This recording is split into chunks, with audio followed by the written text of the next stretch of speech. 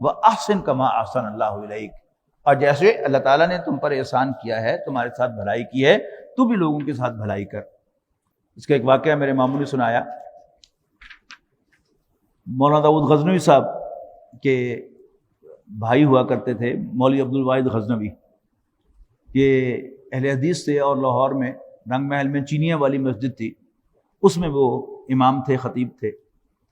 یہ وہی مسجد ہے کہ جس میں بعض مولانا احسان اللہ ظہیر صاحب خطیب تھے، جب ان پر وہ قاتلانہ حملہ ہوا اور پھر ان کی شہادت واقع ہوئی۔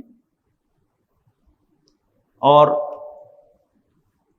تعارف دوسرا کرواؤں کہ جنید غزنوی، جن کو آپ ٹی وی پر دیکھتے ہیں، یہ ان کے دادا کے بھائی تھے۔ مولانا داؤد غزنوی صاحب کے بیٹے ہیں ابو بکر غزنوی، پروفیسر ابو بکر غزنوی، ان کے بیٹے ہیں جنید غزنوی۔ تو جنید غزنوی کے دادا تھے داؤد غزنوی صاحب، جو جمعیت اہل حدیث کے امیر تھے، اور ان کے بھائی تھے مولوی عبد الواحد غزنوی صاحب، بہت درویش آدمی تھے۔ مولوی داؤد غزنوی صاحب تو بھارت سیاستدان بھی تھے، ایک مقام تھا، انہیں کوئی نہیں جانتا تھا، لیکن بڑے اللہ والے تھے۔ ان کے استاد جو تھے حدیث کے، بڑے مشہور اہل حدیث عالم، تو انہوں نے ایک دفعہ کہا تھا کہ عبد الواحد تم مجھے نماز تو سکھا دو۔ یعنی یہ نماز جو وضو کرتے تھے اور نماز پڑھتے تھے، تو یہ بڑا خاص ان کا تھا کہ اپنے شاگردوں کو تلقین کرتے تھے کہ وضو کرتے ہوئے جب تم ہاتھ دھو تو اللہ تعالیٰ سے دعا کرو کہ یا اللہ، ظاہراً ہاتھوں کو میں دھو رہا ہوں، روحانی طور پر تم میرے ہاتھوں کو برائی سے بچا دے۔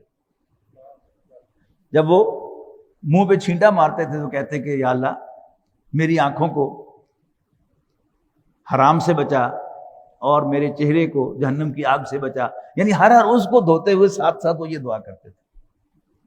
تو ان کے استاد نے کہا تھا کہ تم مجھے نماز پڑھنی تو سکھا دو۔ بڑے درویش آدمی تھے، اللہ والے تھے۔ تو میرے ماموں کہتے ہیں وہ ان کے درس میں شریک تھے کہ ایک دن وہ درس سے فارغ ہوئے تو ایک آدمی نے ان سے کہا، جو ان کے درس میں بیٹھا ہوا تھا، کہ مجھے صاحب مینوں لاٹ صاحب کے نام چٹھی دے دو۔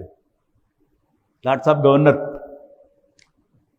گورنر پنجاب۔ تو انہوں نے کہا بھائی میں درویش آدمی، مجھے کون جانتا ہے؟ انہوں نے کہا جی آپ اللہ کے نیک بندے ہیں، آپ کی تحریر میں بڑی طاقت ہے کہ آپ مجھے روکا دے دیں اس کے نام۔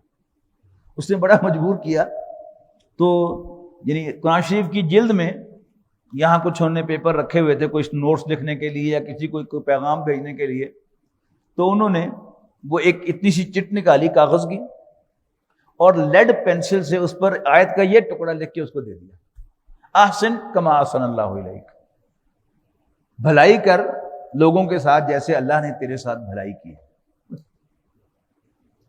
وہ گورنر ہاؤس گیا، اب ظاہر ہے کہ وہاں وہ ترے والے بیٹھے ہوئے، باہر گارڈ جو ہیں انہیں داخل نہیں ہونے دیا۔ انہوں نے کہا کیا مسئلہ ہے؟ انہوں نے کہا جی میں نے گورنر صاحب کو ایک خط پہنچانا ہے۔ تو انہوں نے کہا ہمیں دے دو، ہم پہنچا دیں گے۔ انہوں نے کہا نہیں دینا، میں نے خود جا کے۔ انہوں نے کہا چل بیٹھ رہا بیٹھا۔ شام کو 6 بجے جب گورنر صاحب اپنے آفس سے اٹھنے لگے تو انہوں نے گیٹ سے پوچھوایا کوئی ملاقاتی وغیرہ تو نہیں؟ تو گیٹ والوں نے کہا کہ ایک آدمی صبح سے آ کر بیٹھا ہوا ہے اور وہ کہتا ہے کہ میں نے گورنر صاحب کو ایک خط دینا ہے، لیکن دینا میں نے خود ہے۔ تو گورنر صاحب نے کہا کہ اس کو اندر بھیج دو۔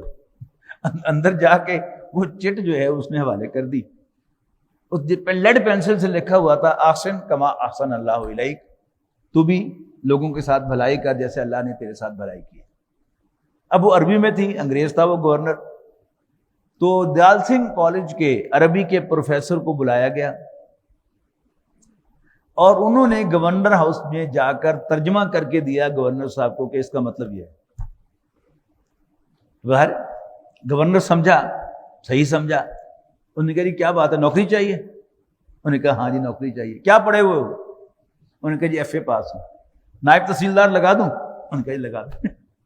تو فوراً آرڈر ہو گئے کہ وہ صاحب جو ہے وہ نائب تحصیلدار ہو گئے۔ تو اللہ تعالیٰ کے کلام کی برکت، لیکن اللہ کے ایک نیک بندے کے ہاتھوں جب ظاہر ہوتی ہے تو پھر حیران ہو جاتا ہے انسان کہ واقعی اللہ تعالیٰ کے کلام میں برکت بھی ہے۔ اس لیے کہ اللہ تعالیٰ تو ساتھ ہی ہے نا اس رکے کے۔ جب اللہ تعالیٰ نے کوئی کام سیدھا کرنا ہے تو وہ جا کر بات کلک ہوگی گورنر کو،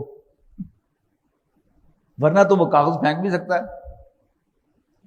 ترخانے کے بڑے طریقے ان کے پاس، لیکن اللہ تعالیٰ نے دل میں بات ڈال دی کہ یہ ضرورت مند ہے، اس کی ضرورت پوری کر دو، پوری ہو گئی۔